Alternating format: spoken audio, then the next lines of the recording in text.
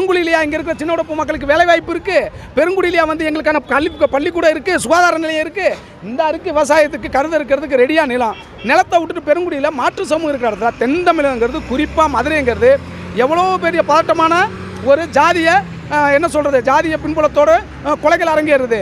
கடந்த காலத்தில் தமிழகத்தில் நடக்கும் தொடர் ஜாதி கொலைகள் எத்தனை, இவ்வளவு கொலைகள் நடந்திருக்குல்ல. இந்த எங்கள் பிள்ளைகளை கொண்டு போய் பாதுகாப்பு இல்லாத சூழ்நிலையில் பெருங்குடியில் இடணும்னு நாங்கள் அதை புறக்கணித்து வந்த தாசில்தார்கிட்ட நாங்கள் கோரிக்கை மனுவும் கொடுத்தோம்.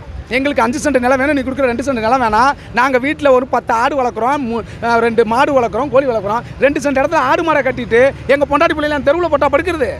இந்த கொடுக்க வந்த வருவாய்த்துறைக்கு தாசில்தார்க படித்தவங்க தான் இந்த மாவட்ட கலெக்டர்லாம், அதாவது என்ன சொல்ற யூபிஎஸ் தானே படிச்சிருக்காங்க, ஐஏஎஸ் என்ன இந்தியா ஆளும் பண்ணி யாருக்காக, இந்த மக்களுக்காக. அதை கூட கண்டுக்காம காலி பண்ணிட்டு போங்கிற ஒரு உத்தரவு கொடுக்குறாங்க. அதை எதிர்த்து நாங்கள் கொடுத்துருக்கோம். இன்றைக்கி வழக்கு வருது. ஆனால் இங்கே நடக்கிற கொடுமை என்னென்னா, மக்களை காக்க வேண்டிய நீதித்துறையில் இருக்கும், அதாவது நீதித்துறைன்னு யார், நீதிபதிகளுக்கும் அரசாங்கத்துக்கும் மக்களுக்கும் இடையே இருக்கிறவங்க தான் அட்வொகேட் ஜெனரலுக்கு, அவங்க தான் அரசு தரப்பு வழக்குறீங்க. இங்கே மதுரை உயர்நீதிமன்றம், சென்னை உயர்நீதிமன்ற மதுரை கிளையில் இருக்கிற அட்வொகேட் ஜெனரல் யாருன்னா வீரக்கதிரவன்கிற ஒரு மிகப்பெரிய ஜாதி வெறியர்.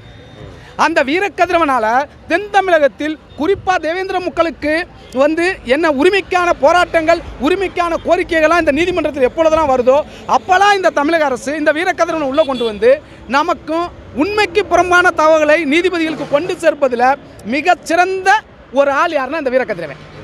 இந்த வீரக்கதிரவன் வந்து இதே வந்து அமைச்சார்பட்டி சிலை விஷயத்தில் வந்து 96 கலவரம் நடந்துச்சு, அங்கே செலவு வைக்கக்கூடாதுங்கிறாரு. அப்போ அதுக்கப்புறம் வச்ச சிலையெல்லாம் யார், உங்கள் அப்பா வீட்டு சிலையா? எவ்வளோ பெரிய பொய் பிராடு தெரியுமா? ஒரு நடுநிலையான அரசாங்கம், இந்த அரசாங்கத்தை தேர்ந்தெடுத்தது நம்ம வாக்களித்து.